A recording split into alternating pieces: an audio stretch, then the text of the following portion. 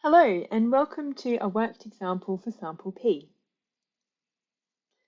So sample P, when we test for unsaturation, so either a double or a triple bond, using bromine water, we find that the orange colour remains, which means that we don't have multiple carbon-carbon bonds in our molecule, so we don't have an alkene or alkyne functional group.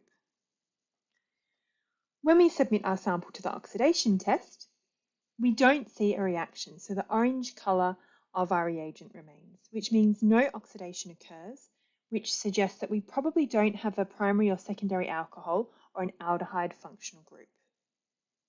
And then when we test for the carboxylic acid functional group, we don't see any bubbles, which means that we don't have a carboxylic acid group. The next thing I like to look at is the IR. And from about 1500 down, I ignore because that's the fingerprint region. So I just work from 1500 up. And the first thing we come across is this signal at about 1700. And so we know that this probably corresponds to, we know it's not a carbon-carbon double bond because we've done the bromine water test and that gave us a negative result, which means this probably corresponds to a carbon-oxygen double bond, so a carbonyl group. And then if we keep moving, we end up at our usual carbon-hydrogen vibrations. So this is a relatively simple IR spectrum, and that means that we'll be focusing our functional group analysis, or trying to identify what this carbonyl group is. So remember, the oxidation test told us it wasn't an aldehyde, but we could have a ketone, we could have an ester, or we could have an amide, so keep that in mind.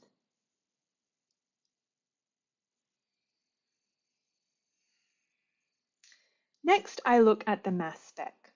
Again, I go right to the very end and try and pick out my molecular ion. So here I have the very end of my spectrum being about 88. We could say 89 here, but this might just be an artifact. So it could be that an extra proton or hydrogen has added to our molecule, which gives us this extra mass, or it could be, because we have two of them, it could be carbon-13 satellites. So I'm going to go with 88 as my mass of my molecular ion.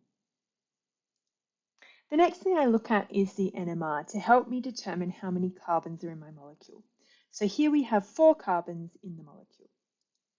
So I can say that I have 4 carbons. I know that from my proton NMR, I have 3, 6, 7, 8. I probably have about 8 hydrogens. And we know from the IR there's a carbonyl group, so that's 1 oxygen. So when we add all of that up, we end up with 74. We're missing about 16, which could be a second oxygen. So I'm thinking less ketone right now, more ester as our potential functional group. So because this was 16, not 14, then I know that I am dealing with an oxygen, not a nitrogen. This mass peak here is all on its own. It doesn't have another peak next to it with a 1-to-1 or 3-to-1 ratio. So this confirms that I don't have any halogens in my molecule, either bromine or chlorine. Looking back to our carbon NMR, you can't take away a lot at the moment, but one signal you can look at is this signal here, sitting at about, let's say, 175. And between 160 and 185 is where we see carbon signals that have a carbonyl functional group, so a carbon signal that is a carbonyl functional group of either an ester or an acid. So 190 and above is indicative of a carbon that is part of an aldehyde or ketone group. 160 to 185 is indicative of a carbon that is a carbonyl group as part of an ester or acid. We know we don't have a carboxylic acid, so it's looking more and more likely that we have an ester. And I'll draw that in just in case what I've said hasn't made sense. So we're looking at this carbon here, giving us this signal. Lastly, I look at the proton NMR. first of all, to double check how many protons I have. So we had the 8 protons, and I know that I had here I had 1, 2, 3, 4 carbons. So the first thing I do is draw in my carbon chain. I don't know where things are sitting yet, but I'm just going to put in my carbon chain. Then I have a look at the type of signals that I have. I always start from this end. So this end here, I have a triplet that corresponds to 3 carbons.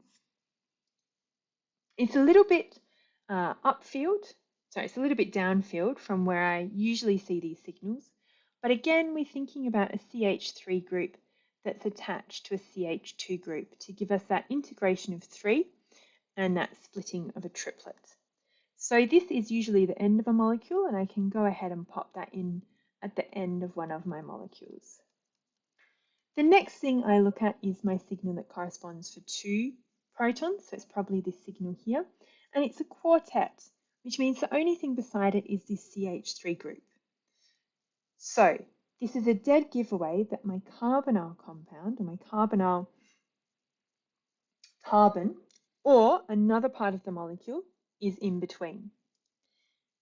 Now I'm going to erase this part of the molecule here because we've come to a decision point. And the decision point is, if we have an ester,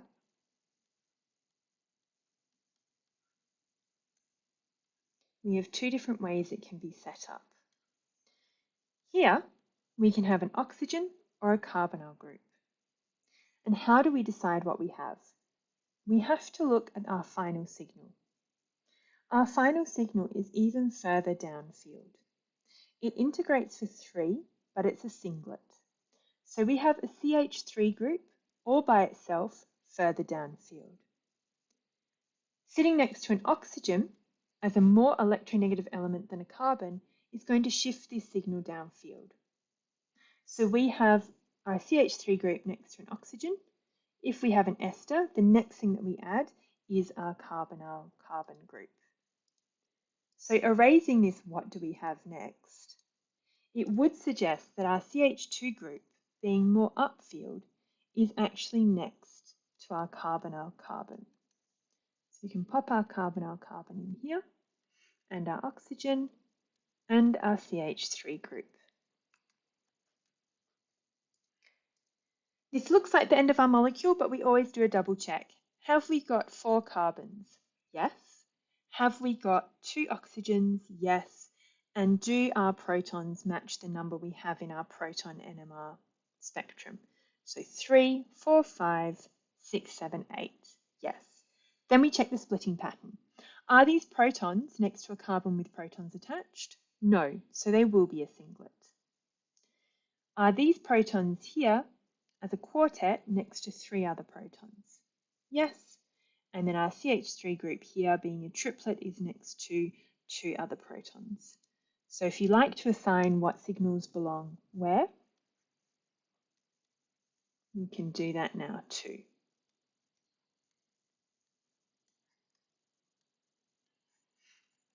This is our final molecule, and we need to give it a name. We remember always name it for what we have attached to either the carbonyl carbon or the oxygen. So in this case, we have 1, 2, 3. So it's going to be a something propanoate.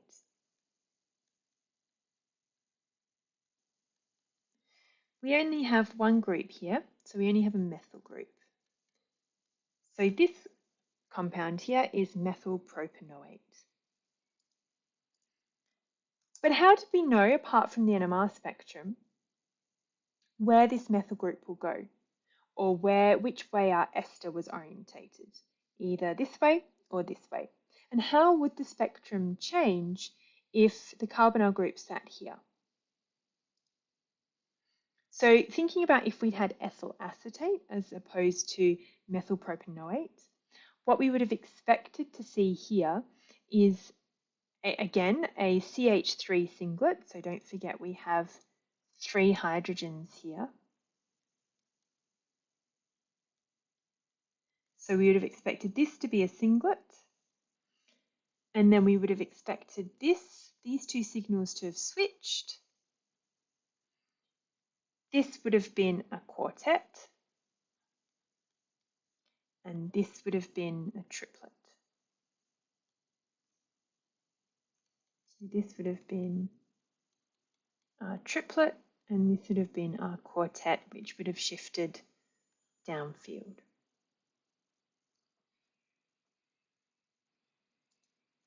Hopefully that explanation helps you when you're given an ester and you have to decide what's on either side of your ester, and then what's next to your ester oxygen and what's next to your ester carbonyl group. And these are some of the slightly more trickier examples you'll be given in the HSC. So knowing how to come up with the correct structure, not just drawing an ester, but the right orientation of the ester, is really important.